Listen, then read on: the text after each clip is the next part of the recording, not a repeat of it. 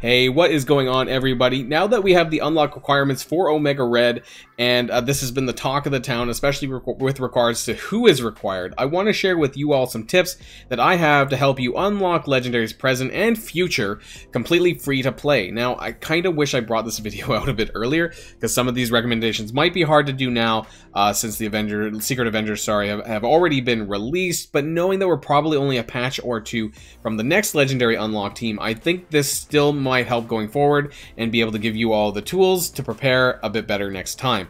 If you really don't think that you'll get Omega Red, but some of these might still apply even now, especially as the characters become more farmable, so that's important. I do also want to say that some of these may vary depending on how long you've been playing the game.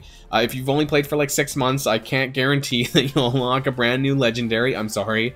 But anyways, this video is my top 5 tips to unlocking legendaries free to play.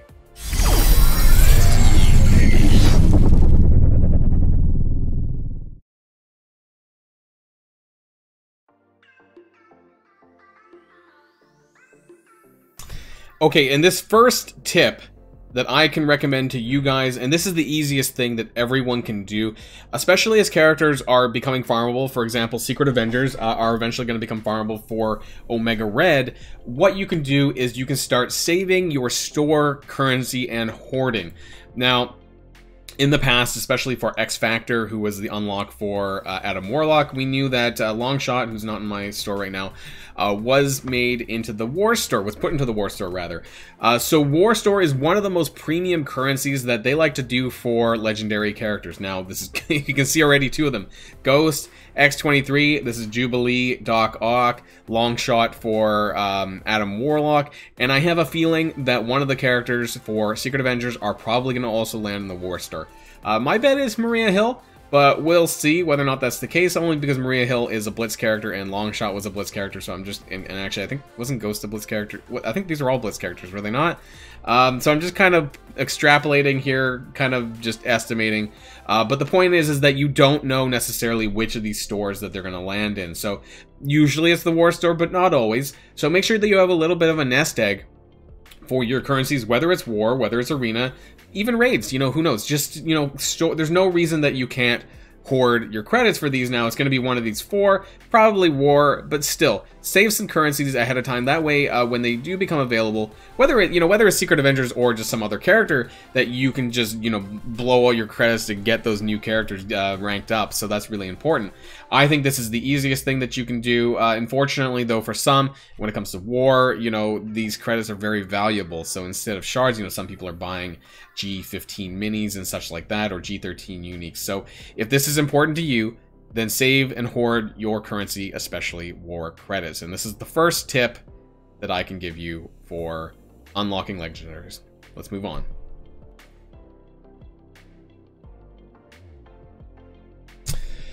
Okay, so the second tip that I want to give you guys about unlocking legendaries free to play. Now, this is some of these tips are power core dependent, I will admit here, but the easiest thing that I could say here is, especially when they're strike pass characters, try and invest at least a little bit into these 675 power core orbs. You've probably seen me do this in the past. I have done this actually starting with Polaris. I did this, so Polaris, Cap Sam, Cloak and Dagger. So even with Dagger, I don't think that she's going to be a legendary unlock in the future. I think that it's going to be characters down the line. But I do recommend, if you are not spending on offers, then I recommend you picking up some of these 675 power core orbs. You never know, you might get really lucky, and that might help you get closer to that unlock, especially for some of these shard scarce characters like Polaris, like Cap Sam, who is going to be for Omega Red, these characters who were only available via Strike Pass, so this gets you a little bit closer. To give you an idea about that, I didn't do any offers for Cap Sam, completely free to play, and my Cap Sam, where is he? He is here. And I'm at 69 out of 130. Now, I think I did pull, maybe in my big orb opening, I may have pulled him once, but aside from that, I unlocked him to about 100 shards or so, with 675 core orbs. I did get really lucky, though. Granted, I got a 40 or a 60 shard pull on him for that. But otherwise, I'm just doing the strike passes, which I got the 100 shards free to play. Never bought a strike pass, and I'm almost to 5 stars. So, again, part of this is luck. Part of this is through power cores, of course, which we'll talk about later on. But this is some of the best ways to get early shards for characters that are strike pass scarce, like Cap Sam, like Polaris, like future characters who we haven't got yet. Again, don't think Cloak and Dagger are I don't think they're necessarily going to be a legendary unlock, but who knows, right? You know, it's possible, I suppose. You know, I'm not ruling it out, but this is what I would recommend, especially for strike pass characters. I wouldn't typically do 675 core orbs for standard characters that you can get through other means. So specifically, this is attention to Cap Sam. So let's move on. Okay, and so tip number 3. Now, the reason why I'm bringing up Sharon Carter, A, she's the character that you need to unlock for Omega Red, but B, she was the last actually, she wasn't the last campaign event character. I don't know why I brought her up. I should have brought up Deathpool. Let's bring up Deathpool. So it comes down to campaign event characters. Let's bring up Deathpool. So I'm at 31 out of 200. My Sharon was actually, if you watched my orb opening video, I did get 130 shards or 25 shards of Sharon. I got a lot of that.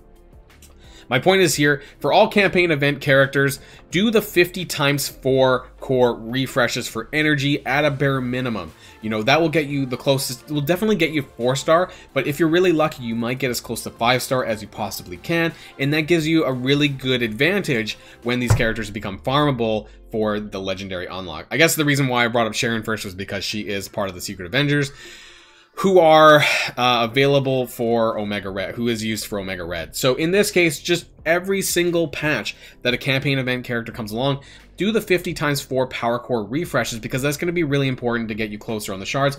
And realistically, you're getting more value, you know, for cores, for core to shard ratio this way than doing something else. Very easy way to get towards that 5-star. So something I definitely recommend doing for all characters, not just if you think that they're going to be for a legendary character. I just recommend doing this flat out for everyone. Now, some people do go further than that. Some people go 400 cores daily. Some people do 600 cores daily. You guys have probably seen some of my videos that I've done for the campaign event characters. It's really up to you and how much power cores that you actually have. We'll, again, talk about that towards the end when we talk about the last tip with regards to power cores. So this one here, campaign event characters, you know, this is a very easy way to A, get shards on good characters, but also to get closer for those ones that happen to be legendary unlock characters like Sharon Carter. So let's move on to the next tip.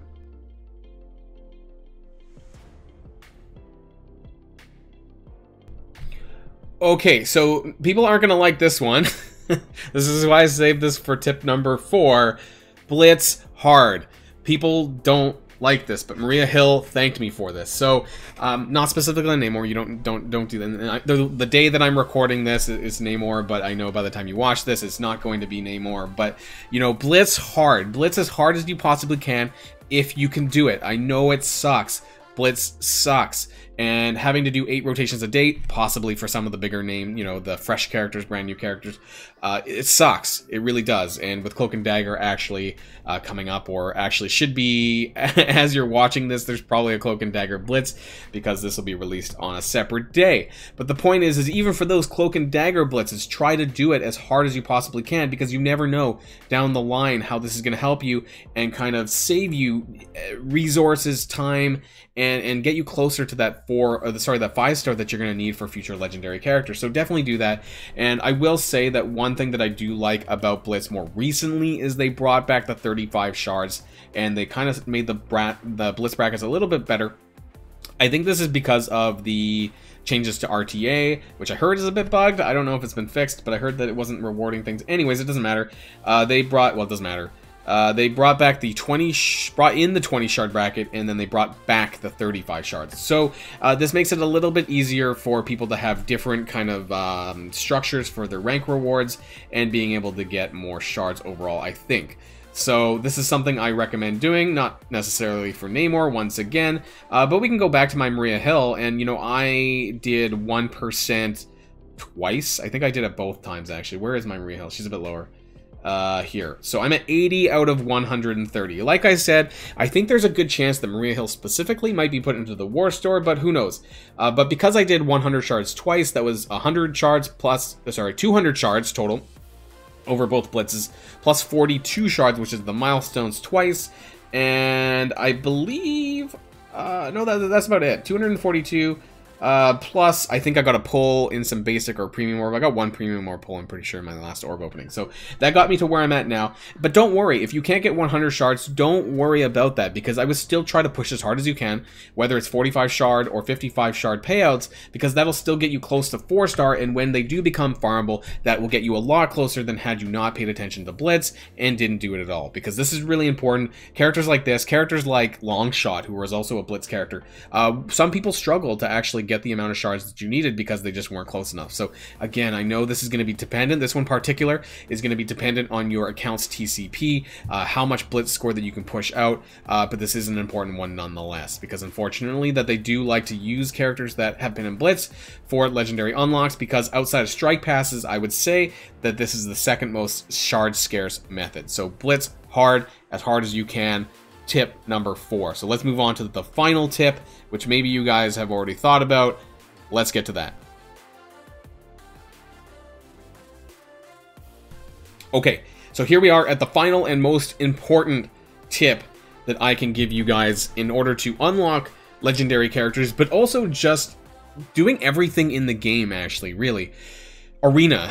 Do well in Arena. You know, this is maybe a little bit obvious, but it's super, super important, because at the end of the day, a lot of things that I've talked about, the common denominator is power cores. For free-to-play characters, free-to-play players, power cores are super, super, super important. If you guys have been following my channel for a while, you guys know that I don't really spend money on characters, so how do I make that up?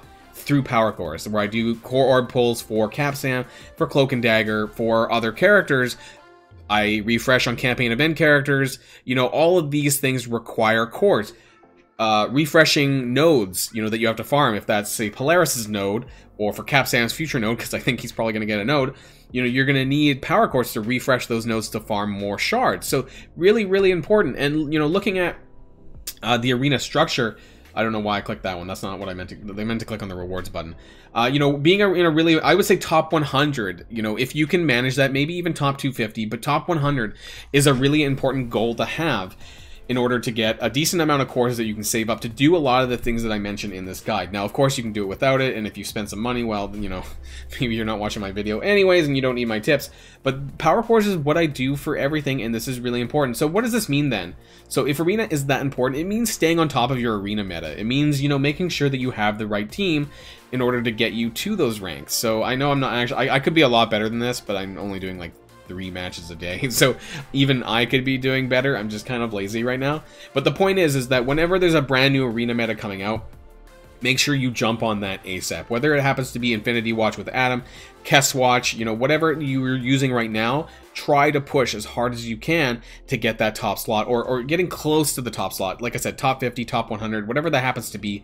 That'll give you enough power cores on top of your daily activity. That'll give you enough to save so you can do a lot of these things. Because at the end of the day, power cores is really what helps push you to get these unlocks free to play. For legendaries especially, I have a good feeling that I'm gonna get Omega Red unlock completely free to play. And some people say, hey Boilon, you know, I've been playing for 3 years, and yeah, I have a big TCP. Yes, I do.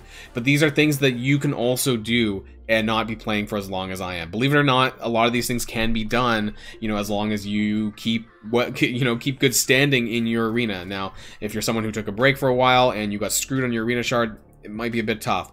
But when the next arena meta comes out, after Infinity Watch, whatever that happens to be, jump on it as soon as possible.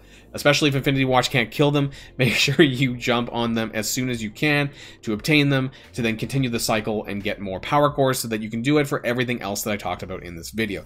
Really, really important. So this is my last and final tip. I hope that some of these helped you guys in order to kind of prioritize exactly what you need to do in order to, you know, obtain some of these legendary characters free to play. I'm not necessarily speaking to Omega Red, although this can be the case too, but a lot of the stuff that a few of the things that I talked about, especially campaign event characters and blitzing, this kind of already passed on Shara and Maria, unfortunately. But moving forward into the future, these are things that you can definitely do, and this will help you get to that 4 to 5 star level for these fresh characters, and it's definitely doable. You don't have to be a whale, you don't have to be a 3-year-old player in order to do this. This is something that anyone can do. So I hope that this helps. This is the end of the video, and until next time, stay safe, stay healthy, and I'll see you all later. Boilon signing out.